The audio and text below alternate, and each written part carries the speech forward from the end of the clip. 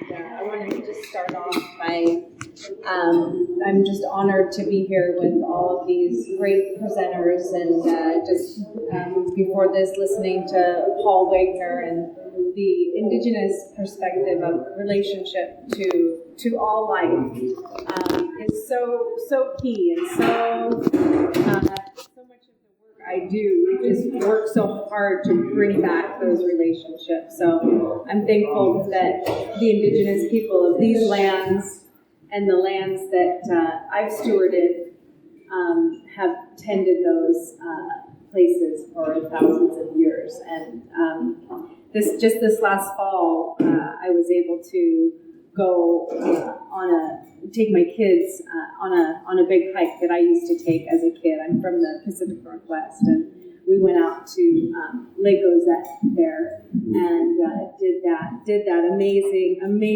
hike. And when we got out to the site of the village, the site where the Makah had their most densely populated village, and records had shown that they had occupied that area for over 2,000 years. On our walk out there, we were, typical family of wild children, and another family, local family here, similar wild children. We were not staying on the trail, climbing trees, harvesting berries and crab apples. And as we were walking out the trail, we noticed that the crabapple trees were really striving for any light that they could get. And there was barely any fruits on the trees because it had been so overgrown. And once we got out towards the coast, the first thing I noticed is we sort of entered that large meadow area where the crabapple trees just look beautifully tended by the most masterful pruner. I just dropped to my knees because I had witnessed a piece of dirt that had been pushed up, soil that had been pushed up by a mole, and it was the blackest black of soil. And I just dropped to my knees and I smelled it, and it was so rich and fluffy and light, and it was the blackest black contrasted with the whitest white of flecks, and just throughout the entire handful of soil. So what was that white? What were those white flecks? Anybody know? Shells. Yeah, somebody said it. Yeah. It was the shell middens, because that was their home and that was their waste, was what was feeding the soil. And still, it's hard to find areas that had that rich of soil. And then when we got to that village site, immediately the kids sort of took on that indigenous spirit of interacting with all of the trees and climbing the trees and going and finding rope that had washed up from the ocean and building rope swings, and we were cooking meat over the fire, and just the energy of that place. And since then I wondered, what would it take right now in the present day for people 2,000 years from now to visit one of our most densely populated villages, and for those future generations to say, hey, this community really got it right. Look at their soil. It is so rich. And their fruit trees are still producing abundant fruit. And the grasses under the fruit trees are lush and vibrant. What would that take? So that's one of the questions that my family, that we think about all the time. How can we improve our soil? And that's our sort of North Star, is aiming for that healthy soil. So my family and I, we steward grasslands throughout the Bay Area, and they're These grasslands are coastal terrace prairies, and it's a grassland type that holds more species per square meter than any other grassland type in North America. It's super, super diverse. And that diversity above ground also leads to the diversity below ground. The diversity in the root structures, the diversity in the microbes. So these grasslands are meant to be grazed. They evolved with grazing animals. So here you see a picture above a herd of elk. And in our area, the early European accounts were that the herds of elk were thousands strong. And thank you. And so what happens when those grazers are taken off the land? What happens to that cycle? The cycle of the grassland. And that's what in our ranch, we're working to bring that cycle back by mimicking that relationship of herbivores and grasslands with our herds of livestock. Does anyone know of an intact ecosystem? Like imagine, whatever image you have in mind of one of the most intact ecosystems that you can imagine. Are any of them without animals? No, right? Animals are integral to ecosystems, which means if we're going to look at permaculture and regenerative agriculture and mimicking nature, then we need animals as integral to our agriculture. So it's this relationship, and it's a relationship that's been studied a lot in Yellowstone with the reintroduction of the wolves. It's sort of one of the big hot topic study areas. And it's called the trophic cascade. And it's when they brought in the predators, reintroduced the wolves that had been exterminated, all of a sudden they noticed that the riparian areas became more abundant and diverse with songbirds. The beavers came back. There was the vegetation that they hadn't seen in a long time had come back. And that's because the elk were finally getting some pressure to move and to leave those riparian areas and move to the next meadow or next area and let that area that they had been grazing to recover. So it's this tritrophic cascade effect of predator, prey, and plants. And then I'd like to add one more of soil, because when that diversity comes back and when those plants are able to fulfill their life cycle, that's when you get that soil carbon to build and you get so much of that life in the soil. So then I talked a little bit about, basically the indigenous knowledge that we're learning here this weekend. One of the terms is called kin-centric ecology, and that's treating all life as kin, as our relatives, that we don't see ourselves as separate from nature, but that we're an interconnected web. And every single action we take is impacting the whole. And so that's a lot of what we talk about when we talk about holistic management, is that nature functions in wholes and patterns, and that when we can see that our actions that we take in the form of planting a garden or managing herds of livestock, that we see that creates more life than the life that we take, because the act of living and eating is killing. So if we can do it in a way that creates more life with every life that we take, then that's what regenerative agriculture and that's what holistic management is. That's when you see yourself successful, is when you're producing more forms of life.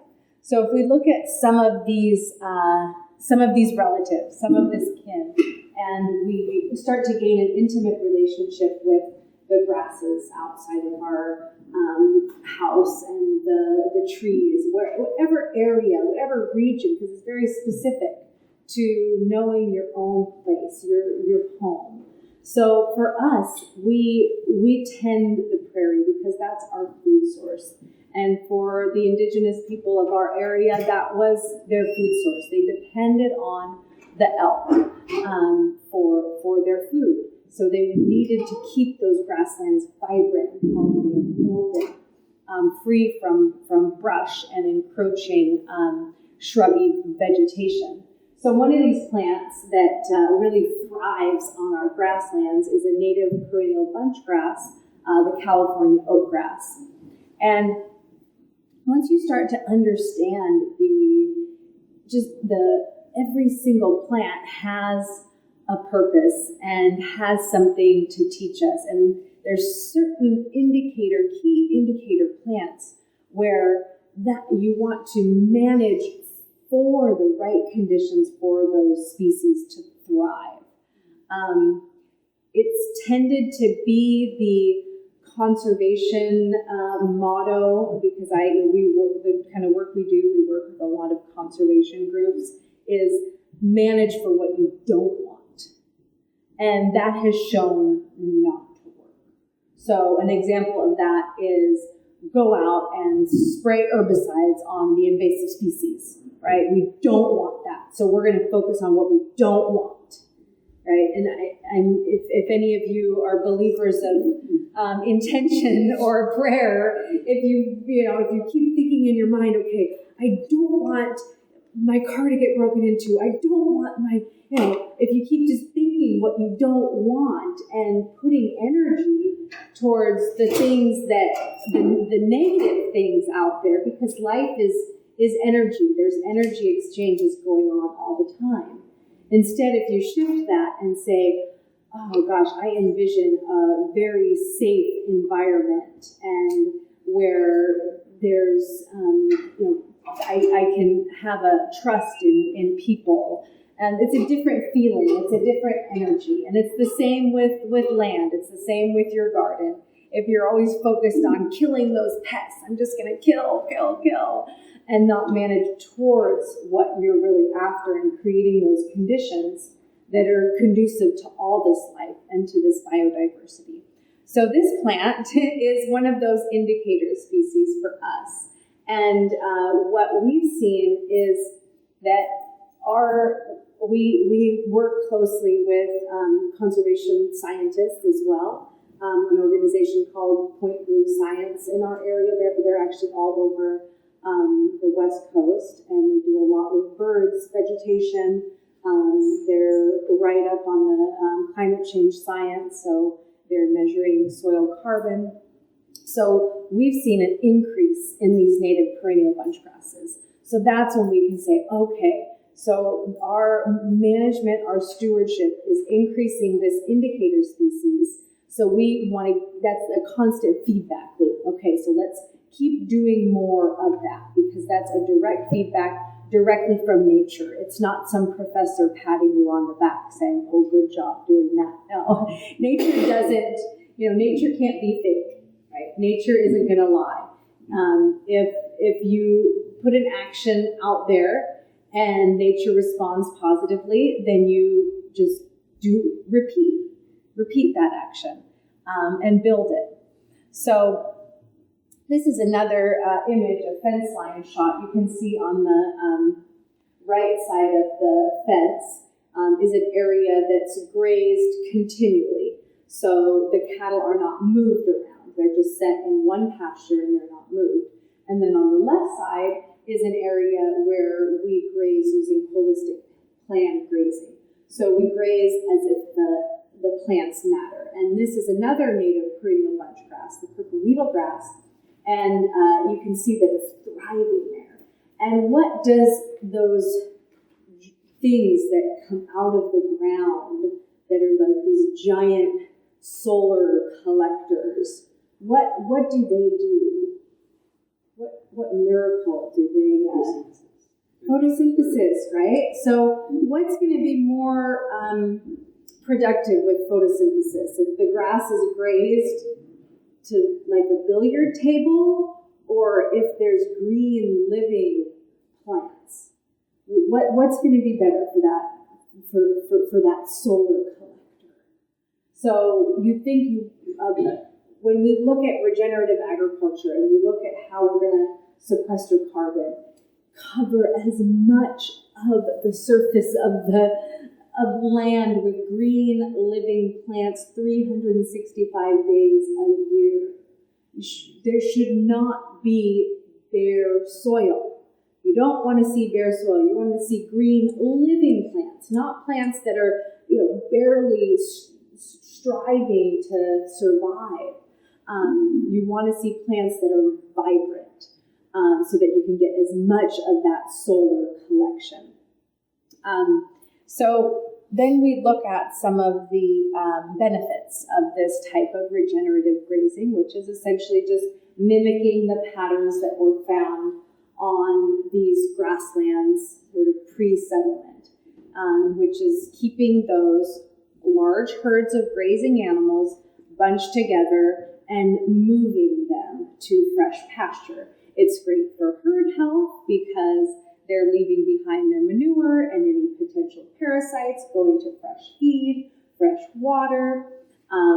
It's great for the grasses because they can then have a chance to gain their vigor back and increase that photosynthetic sort of liquid carbon pathway. Bringing that carbon down and transforming that into simple sugars. And it's fun too. This is our family out on horseback moving that herd. And you can see the grass where we left it, there's still a lot of feed out there. There's still a lot of potential food for the livestock. However, we want the animals to trample some of that into the ground.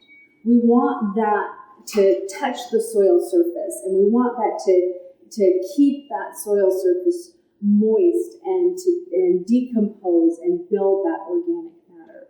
And it's really key in times of extremes, which we face, and that's the reality with climate change, is that we're dealing with more extremes. We're dealing with longer periods of drought. We're dealing with wildfire that might take out large sections of forage. So extreme rain events. So that surface of the soil, so you got to always have an armor over that to protect that soil surface and build that organic matter. Because when you talk about drought, those bunch grasses with those, you saw those long roots, they're able to tap into those deep water sources, and they stay green year-round in our area, in our Mediterranean climate in California, which is dry for 8 months of the year. We don't irrigate, and those grasses stay green year-round. So that's the beauty of perennials and good management. And then on top of that, for every 1% increase of soil organic matter, you hold 20,000 gallons of water per acre in the soil. And that's the best place, the most resilient place to store your water is right in that soil, because then it's going to filter out long term and extend your growing season. So this is great. This, it's a good idea, mimicking nature, right? And nature is responding.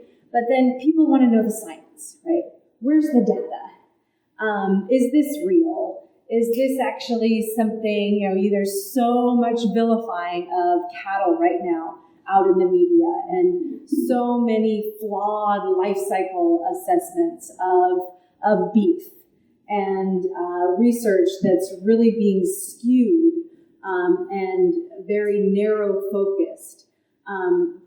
So we need that data. We need that data more than ever right now to sustain not only our life that we love as regenerative ranchers, but also to sustain the planet and to sustain the prairies. We need that. So we work with these groups of scientists, and they have seen that our ranch land has a 32% perennial grass cover when the region average is 18%, and that percentage grows every year.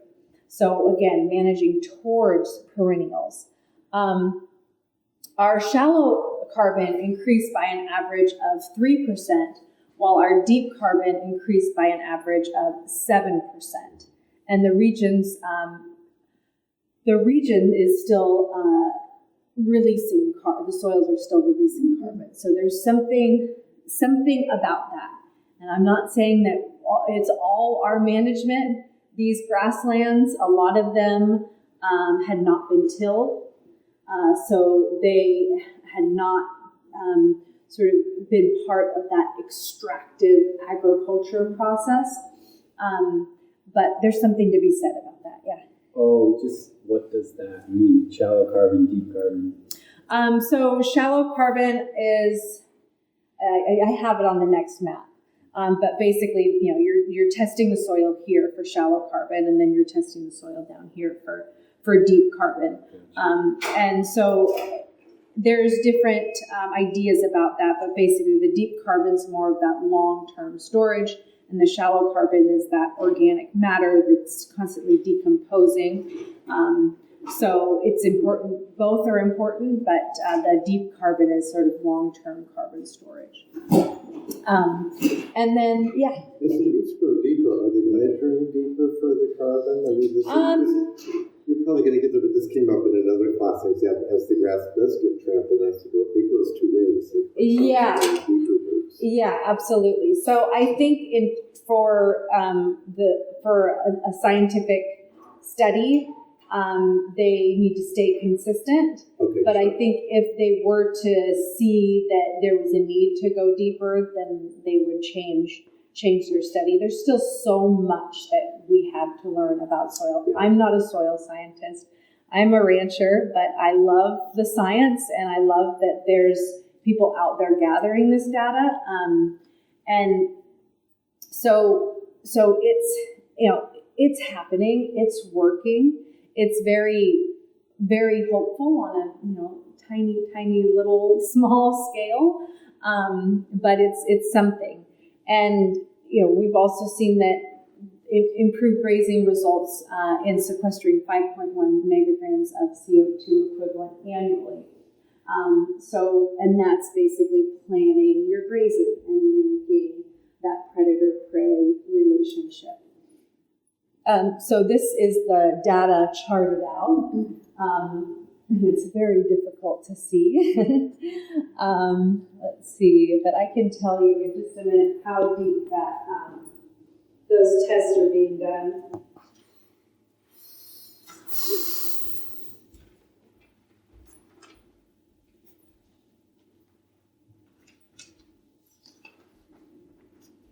So let's see, if you look at the blue circles here, the area outlined in blue is the area that we lease, and the blue circles represent a gain of carbon from 17 to 40%. So there were certain areas that had up to 25% gain in carbon. I mean, that is huge. And then the solid green circles show increase in shallow carbon from 4 to 13%. So you can see the area outlined in blue, which is the area on this ranch that we lease, all has a carbon sink. Now the area over on the coastal side is an area that's more difficult to access, and that area all is not being grazed. So very similar grassland type. However, there's not the disturbance of the hoof. There's not the manure, that incredible machine of a cow that is has huge horsepower and 4 mulchers and a mower and a fertilizer all in one living organism, right? I mean, in a giant fermentation vat in the rumen. This side of the ranch does not have that, and it's having the opposite effect on the carbon. It's releasing carbon into the atmosphere. And the same with the north end of the ranch, which is continually grazed, like the fence line image I showed, where the cattle are just set like the elk before the wolves. They're allowed to just loaf around, go where they choose, and it is also releasing carbon. So I think there's a lot of talk that this knowledge is too hard to attain, right? The knowledge of being able to steward the land and be out there and listen to nature. But that knowledge, we need that knowledge. We're going to depend on that knowledge for our survival. So even if that knowledge only is in the hands of very few people, it's attainable to everyone by getting to know your place and know how nature responds.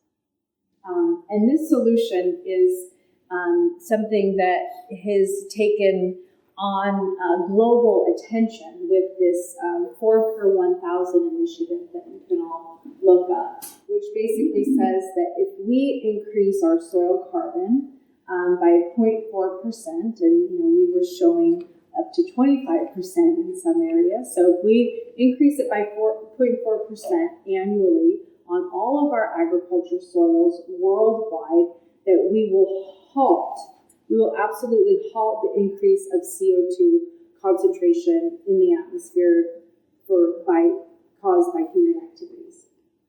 So that one thing, storing the carbon where it belongs into the soil, can halt that CO2 in the atmosphere. And how we do this is by having less bare ground, diversity of plant species, agroforestry practices, holistic plant grazing, reversing desertification, improving water filtration, or adding compost is another quick turnaround. So when we look at some of these, like how is this done? So this is one of the ranches that we lease, and we work with land trusts and regional parklands. And this ranch was previously conventionally grazed, and within a relatively short time period, that with bringing our herds in and holistically grazing that land, the land stewards, the biologists were just amazed that, wow, this wildflower that we haven't seen is coming back. And so we work closely with those botanists and those biologists, and they say, okay, well, we need your cattle to come in and graze all of these rapidly growing invasive annuals, which is great for us because that's the first feed that our animals are really going to thrive on, is that annual ryegrass. And so we need you to graze that so that these endemic wildflowers can really thrive. Because without your cattle, those endemic flowers are threatened to extinction. And we see this on a lot of our ranch lands, that cattle grazing is very much accepted in the conservation movement as aiding with the preservation of species. And that isn't just plants, it's also amphibians and frogs and snakes, and we see an abundance of the endangered red-legged frogs in our stock ponds, for example. And those were stock ponds that my husband built. They weren't there before the ranchers were there. And the land is just incredible. I mean, you can just imagine that these were the places where the villages just thrived, because it's grasslands leading into oak savanna and redwood forests, and just abundant possibilities for food. And we also go into ranches that so that previous ranch, we got the ranch after a rancher had sort of grazed it down to nothing, and he wasn't willing to move the cattle. So the conservation group said, okay, we can't work with this rancher. But we also get ranches that have been rested for long periods of time, and which is so much opportunity for grazers is to go into areas that have been rested. And what happens when these grasslands are rested is that you get domination of just a few species. So that picture of my daughter there is standing in the middle of a field of oxidizing forage. So it's doing that releasing of carbon, not sequestering carbon. Those grasses are oxidizing. They're not able to decompose and add to the soil fertility. So what do? That's the same daughter, same field. We go and we bring the herds in, and they trample all of that dead, dry matter down so that it has soil contact, and then biodiversity starts to come back. And it's relatively quick. We also work with organic row crop farmers, diversified organic farms, and we like to say, use meat to grow your vegetables, because why not? Why would you truck in fertility from somewhere else when you can just have the fertility come to you and also graze your cover crop, one less pass with your tractor, and it's fertility that's going to really, really last and build your soil. So this organic farmer by us was transitioning this newly leased land from conventional agriculture where it was one crop over and over, and the farmer just said, okay, this land is done, it's spent, right? I'm gonna go to the next patch, right? And that's a lot of our farmland in the U.S. Is laying fallow because it's been burnt. The same thing over and over, large amounts of chemicals and compaction. So the organic farmer gets this and says, okay, I got to get roots in there. I need to get some vegetation going. And can you please bring your flock of sheep because I need some fertility as quick as possible. So he plants different cover crops, and we go in there and we graze that cover crop. And it's amazing. Within a couple of years, he's able to grow beautiful, mineral-rich vegetables and strawberries, his cash crop. When people say, oh, cattle take too much land, and that's land that we could be using to grow vegetables. Well, all of the land that we are on is either, in this one situation where we're working with the crop farmer, it's enhancing that crop. It's not taking farmland out of crop agriculture. We're stacking. And then in the other cases of the conservation land, you would never, in your right mind, ever think of tilling that soil. I mean, it had been done before, but it was a huge mistake because all the soil just washed away into the ocean, and then it takes generations and generations to build that fertility back. But you would never till that sloping hills that's thriving with perennial native budge grasses and species. So we're grazing, we're raising food on so-called marginal land that would not be used for other forms of food. And there's a lot of that land available. So we raise a lot of chickens. We raise chickens out on pasture, and we raise a breed called Freedom Ranger chicken. It's not a breed that you can get in a store. Whole Foods, nobody raises these except if you go directly to certain farmers. But they're a chicken that can actually walk. And they do really well out on pasture.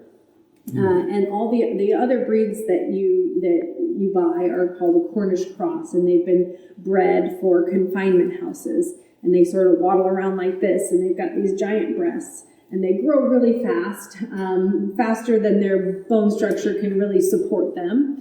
But these chickens were raised in France to distinguish between the rural farmers and the industrial farmers that were coming in based on flavor. So it's important if you're marketing a product that you really want something that's going to stand out. You want something that's going to taste good. You want something with a story behind it, and that really fits your land, fits your region, and does well where you are. You're not gonna raise pigs in a desert, for example. And so you want some species that's going to match that region. We do raise lots of pigs, and we raise them in our brushy areas. They do great. They eat everything. They eat poison oak. They eat blackberries. And you probably see a lot of this type of forest land around here in Washington. Second growth forest that maybe had been clear cut or logged, and then what comes up is a lot of these second growth Douglas fir trees, and you just kind of hit this wall of green and you can't even see through it. And those of you who have been out on the coast and seen some of these old growth forests and been in the midst of these incredible giant cedar trees or redwood trees down south, do you hit a wall of green? No, it's open underneath. There's all kinds of grasses that feed the elk and the deer, and you can see through it, right? And what happens if a fire comes through there? It's resilient. What happens if a fire comes through here? Well, this is what happens. That's Santa Rosa right there. And, or that could have been, or what happened in Paradise. The last 2 fire seasons were horrific. We could not go outside our homes.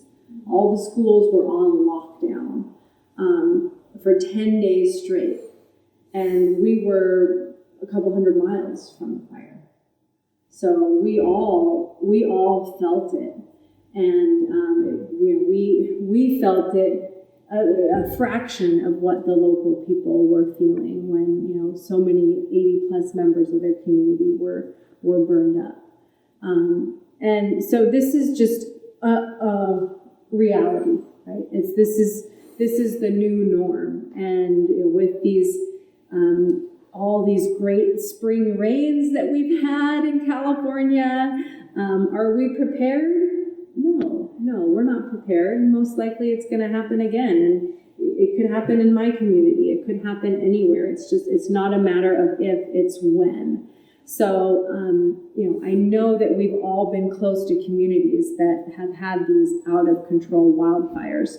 So what can we do about it? Well, we took on a property that picture is from that property, and we were able to buy this 11 acres of property that looked like that. And you think, oh, you're going to do agriculture on land that looked like that. And we say, yeah, sure we are. We're going to grow lots of food in that second growth, very untended forest land, so that it doesn't end up like that. So what do? We bring in pigs, and we fence the areas. We do similar that we do with cattle. We have them in one fenced-in area, and then we let them graze. They eat all the understory. Pigs eat everything. And then before they really, till up the soil too much, then we move them on to the next area, and we let the land recover. So it goes to looking like that.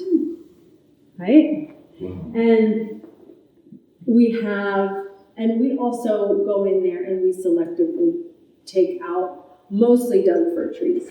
Because in this region, And this is something that all of you can do, whichever piece of land that you're stewarding, even if it's your own backyard. What did that look like pre-European settlement? What plants were the indigenous people tending towards? And what plants didn't exist there? Well, in our area, there were no Doug fir trees. There were no fir trees. The native people kept those out. They would, if they came in, they would clear them, or the elk would keep them out. What there was oak savanna, right? It makes sense, because that acorn crop is what the people relied on for their survival to get through the winter. So what if we started thinking like that? The survival of my family depends on these oak trees thriving. You know, not just struggling like those crabapple trees out here on the coast, not just sort of struggling for light and barely producing any fruit, but flourishing and having, you know, a bumper crop. So how can we tend that species, that indicator species? And for this piece of property, you know, it wasn't that perennial bunch grass, it was the oak trees. So we still raise hogs there, and we milled a lot of the fur. A lot of it was no good because the firs were diseased. They shouldn't have lived that long. And historically, they wouldn't have lived that long in an oak savanna. But they were taking over. So, and now we continue to raise the hogs, and they eat the grasses, and if there's bare ground, we'll plant some seeds, because pigs can be pretty destructive. So my vision of being resilient in the face of wildfires, which is just a reality, is that you start with pigs. And then you just keep moving them through. You start with the pigs, and they make all the trails, and they clear the understory. And then you go in there and you tend for the trees that you really want to thrive, and you thin out the other ones, and you open it up. And then you bring in the herbivores. So once you have the open underneath, you bring in the sheep, or you bring in the cattle, because the herbivores have that relationship with the land that it helps that cycle of birth, growth, death, and decay. So that's sort of my vision of how we can be fire resilient in going into the future. So we depend on our consumer base, and our customers are some of our best friends. And so all of our products, like the byproduct of being fire resilient is bacon. The byproduct of storing carbon in the soil is a really tasty grass-fed burger. We're managing for all of these species and all of this life, but then we also need to make a living, and we also want to produce food and feed our community. So we do ranch days. We really, work on educating and drawing people in. And so our holistic context is to steward grasslands by mimicking natural systems through regenerative agriculture practices. And we do this by keeping the home fire burning with strong family values of love for each other and the earth, and to make a big impact for future generations by influencing large-scale restorations of the watersheds and the grasslands within them, while producing nutrient-dense food for thousands of families. So something like this is when we look at our place on this planet and really expressing what it means to be human, there comes a time where you want to synthesize what you're aiming for and really state what you want. Know your environment, the principles of holistic management, principles of permaculture. Know your environment, state what you want, and recite it all the time. Aim for those healthy soils. Test your decisions and monitor for results. So why are we doing all this, right? It's a lot of work. We don't make a lot of money doing what we're doing. But we love our lifestyle. We love that our kids get to interact with nature on a daily basis. They get to interact with their food source. It's very real to them. And so the health of our bodies is interconnected to the health of the soil. So for us, our parents are our genes, and for the soil, the parents is the rock. And our environment dictates our health, right? Just like our genes can dictate our health. And for the soil, the environment dictates the health of the soil as well.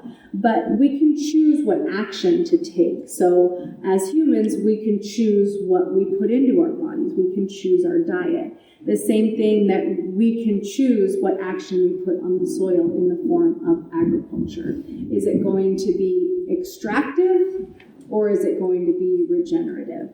And this graph, you can basically look at this same sort of sharp up curve in many, many different examples. So this one was a study, Bay Area, Northern California study of teenagers and increased screen time. So the rise of screen time, which in this group of teenagers was 8 hours a day, was directly linked with the rise of anxiety, depression, and suicide. Suicide is the second leading cause of death in youth right now. So you can look at this as our diet. The sad standard American diet is directly linked with obesity and directly linked with chronic disease. And it's on a rapid rise. So, the time is sort of running out for all of this, and we look at the solutions like, wow, we can store carbon in the soil and halt climate, we can halt the increase from human activities. That's possible. But what are we seeing instead? We're seeing cell agriculture. And this is something where we live right over the hill from Silicon Valley. And many of our customers are from tech. And this is the new thing, is the future of farmers are going to be lab coats leaning over a petri dish, growing cells on a GMO medium, and making, Beyond Burger just went public. It's worth billions of dollars. The stock doubled overnight. That's unheard of. What is that? It's basically, so there's all these different, it's weird. It's like sci-fi.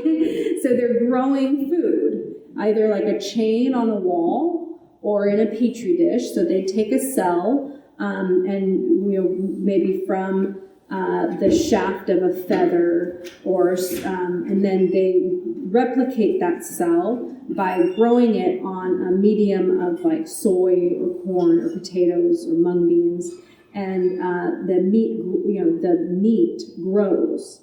And this company has figured out a way to where you bite into the burger, it bleeds. And it's all plant-based, GMO, extractive plant-based, and it's sort of the same story. The people up top are making gobs and gobs of money, but are they paying the farmer anymore? Is the farmer seeing any of that? No. Right? And the average age of the farmer in the U.S. just went to 60 years old. So, this is happening, and I just got back from a meeting in LA at the new Google Convention Center. They just bought, Howard Hughes' Spruce Goose, where he built the biggest airplane ever built. And, they sponsored this food lab of food leaders from all over the world to come. And I was one of the voices of regenerative agriculture. And I was the only sort of meat voice in the room of plant-based, the founders of Impossible Burger were in the room listening to my panel. So, very, very provocative discussions. But Google being Google, they want to host those kinds of discussions and have these groups that are really, really thinking, even though they're all up here and none of it's down here, really thinking of how we can feed the planet given the Earth's resources. So, but what they're not looking at is sourcing. They're not looking at, okay, so we're going to, make this very highly processed patty that's grown in a lab, and that source is still coming from industrial agriculture, right? They're not even, their frame of reference is nothing to do with regenerative or building the soil. It's just doing less bad. So they're not looking at, and this is the voice that I am attempting to bring in the room, that as it is right now, industrial agriculture feeds 30% of the world's population while using 80% of the world's resources. And it's the smallholders, it's the nomadic grazers, it's the family farms, it's the peasant farmers that are feeding 70% of the world's population by using 20% of the world's natural resources. So all of this tech food, this cell agriculture, that's all just more of the same, more of that industrial agriculture system. And so their goal is to make it to 2050. And okay, we're gonna feed the population to 2050. And I told them, I said, that's too short-sighted. We're going to be sitting, and I'm going to be old by then. I'm going to hopefully be a grandma. I'm going to be sitting in this room and say, okay, yeah, well, we did what you said, and we're in the same place as we were, and the population is just getting bigger. So what are we going to do in 2080? Right? When are people going to wake up and listen and realize that we need a huge shift? We need to stop as a government rewarding farmers that are raping the earth and growing commodity crops. Stop subsidizing that and start to reward the farmers that are building the carbon back in the soil and regenerating the earth and practicing no-till agriculture, and figure out how we can make this shift on a large scale and think 7 generations into the future of how can people thousands of years from now look back and say, hey, that generation figured it out. They figured out how to save the soils. So what I look at is that the root cause of so much of this is that people are disconnected, right? People, especially this upcoming generation where they're so hooked to their screens, where they've lost the ability to even be in relationship with one another, let alone be in relationship with the earth. So how can we get that back? And what I've, in my training, I was trained as a wildlife tracker. I went to a school, an immersion school out here in Duval, Washington, called the Wilderness Awareness School. And I was one of the sort of maverick teenagers that that was the place where I fit in, and I really thrived. And my mom over here was able to get me into that school as an early teen, where it was a full nature immersion, a full rewiring of my brain. And so I haven't found anything that causes that sort of deep connection more than immersing in nature and tracking animals. Because when you're tracking, and the founder of permaculture, Bill Mollison, was a tracker and worked with indigenous cultures. The founder of holistic management, Alan Savory, the minute you talk about tracking, his eyes just light up. That's his passion. He sees that's what brought him to this understanding of how we can really have these solutions for the planet.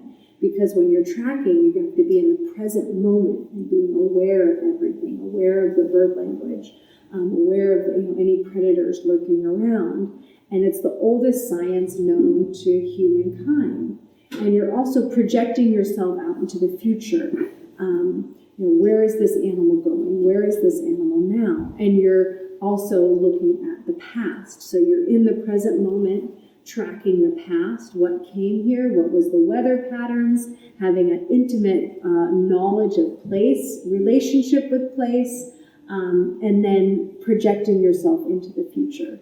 So that's how a whole human being should be living all the time, should be tracking everything we do. Every decision we make, we should approach as a tracker would.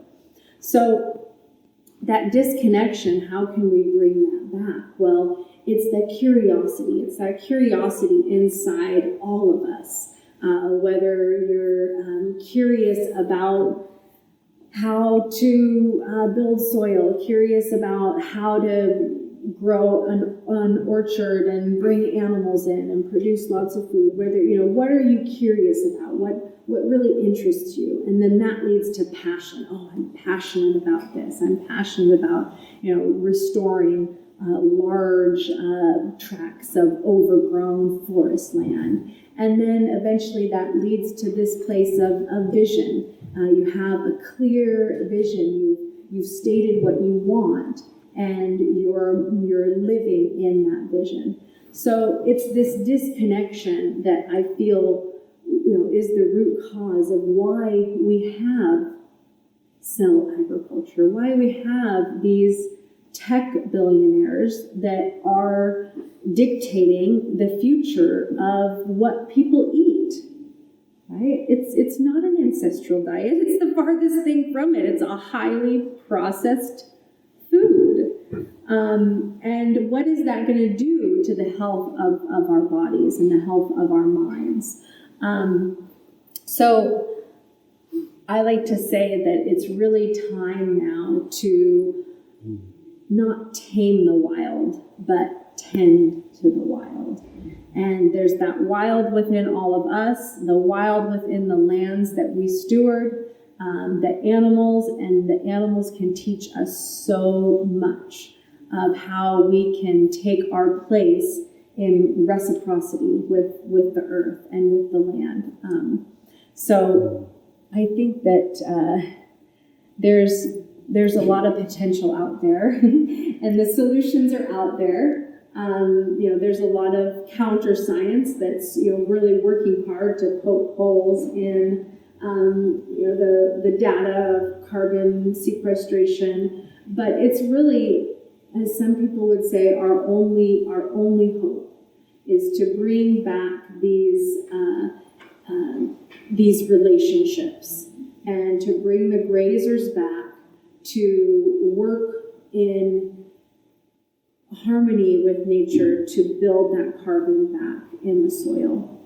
So I'd love it if you all would check out my book. It's an adventure memoir, so there's a lot of great stories about my time tracking large predators and surviving in the wilderness, and how that immersion in nature leads to that greater purpose inside of you, and how that has led me to the work that I do with regenerative ranching. and how that connection to nature can lead into any career, any profession. So I was asked to write this book by a woman who lives in Squim. Some of you may know her, Katie Bowman. She studies movement and how we move and how so much of what we do in life, the movement is outsourced. So from the food that we eat, there was somebody that had to move to gather that food and to package that food and to process that food. And how can we sort of take that movement back and in our daily life have multiple forms of diverse movements to build that healthy mind, body, and spirit. So she was raising her kids in a similar school, like the Wilderness Awareness School. And as a parent, you just don't know what it's going to be like 20, 10, 5 years from now. So it's hard to know, am I making the right decision for my child? And so she didn't know of anyone who had gone through that sort of training as a youth and sort of, didn't just, say, heck with society, I'm going to go live in a cabin in the woods and hunt and gather and, forget about everybody else. But someone that had really taken this into their career. So she had asked me to write this memoir, and she said she would publish it. And so, it's out there, and it's I would say, an example of how getting in touch with the earth is attainable to anyone.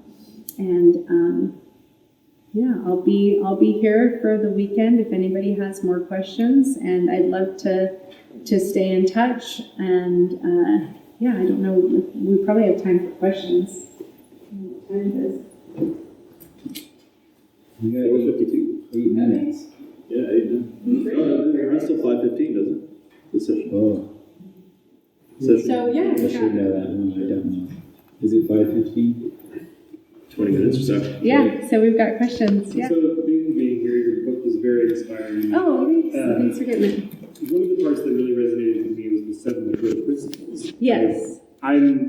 I find myself in a similar situation, like where I'm about to start stewarding land on acreage, and I want to apply Sailor's techniques. Yeah. And it's kind of a two-part question. I wonder what advice you would give to folks like me who are going out to assess pasture for the first time and trying to figure out what should my first step be in approaching holistic management on this land of, in our case, beef cattle is what we're moving towards as well.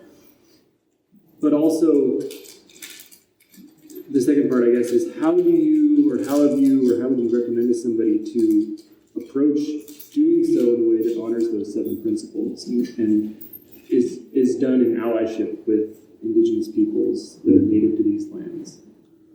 Yeah. Well, I think it's really important to listen. In my area, the indigenous populations were very fragmented, and there's very few left.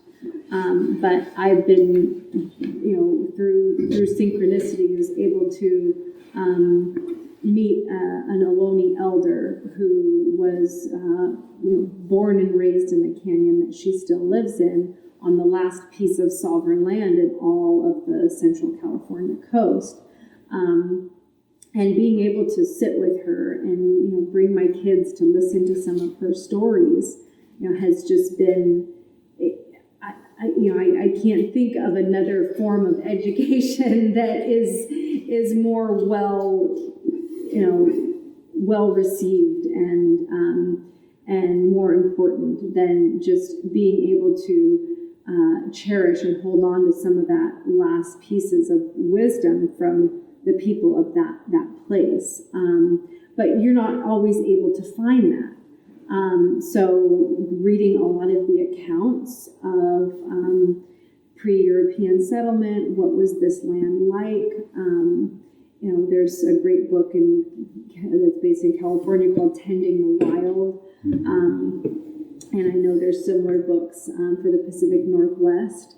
And so, anything that because I asked a similar question to Winona LaDuke, because she was saying, because I said, well, what else can we be doing? I feel like we should be doing more. What, from an indigenous stewardship standpoint, what should we be doing? And she said, Doniga, you're already using holistic management and mimicking nature and moving those animals. That's what you should be doing. The thing that you really need to make sure you're also doing, and that my people are always doing and that have always done, is you need to pray. So that was what she told me, is that intention, that positive intention, it's not just that you're going and you're applying sort of a set of principles and tools, but you're also very intentional, and you're asking for help. And whether you believe in the spirit world or not, it's the power of intention and positive thinking, and just sort of putting it out there, the energy out into the universe. So, yeah. So one thing I didn't mention in the presentation was,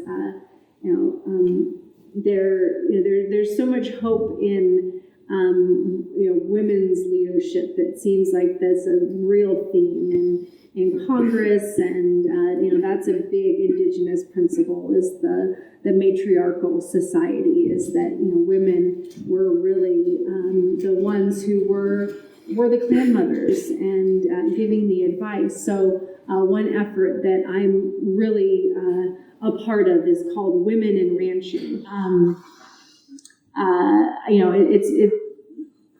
It's you can't just say that ranchers haven't been to blame for the bad name that we've gotten, because it's been such a white male dominated, and there's a lot of past trauma of colonization, and you put your cattle out on the land, you own it, and that was a lot of that settlement. So there's a lot of grief around the settlement of land through these cattle barons. So what we're working on is empowering the women's leadership in the ranching. And a lot of these women, they're out there on the land. I mean, that's the thing, is that it's the men that show up for the meetings and that are sort of at the forefront of agriculture and ranching. But there's always women there too. And a lot of times they're the ones that are actually doing the work, but they're not the voice in the room, and they're not the voice of leadership. So this group is really fostering that the voices of women. And we've seen some incredible transformative things come from these gatherings. It's all about relationship and connection.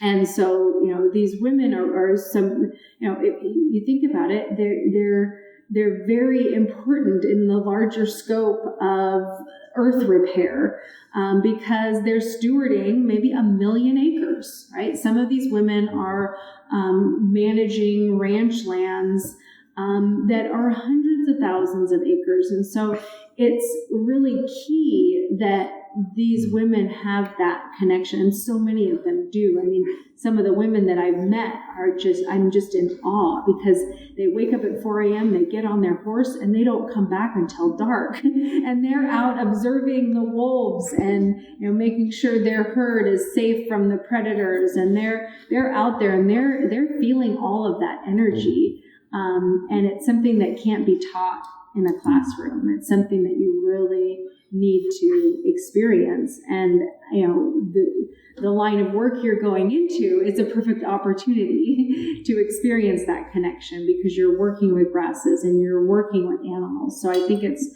important to just we're trying to empower the feminine land stewardship. So sometimes that's the softer skills. A lot of the information's out there on how to build a good polywire fence to strip graze or to mob graze, and those techniques are out there. But it's sort of those softer, more intuitive skills that I see are going to shift ranching to that more regenerative.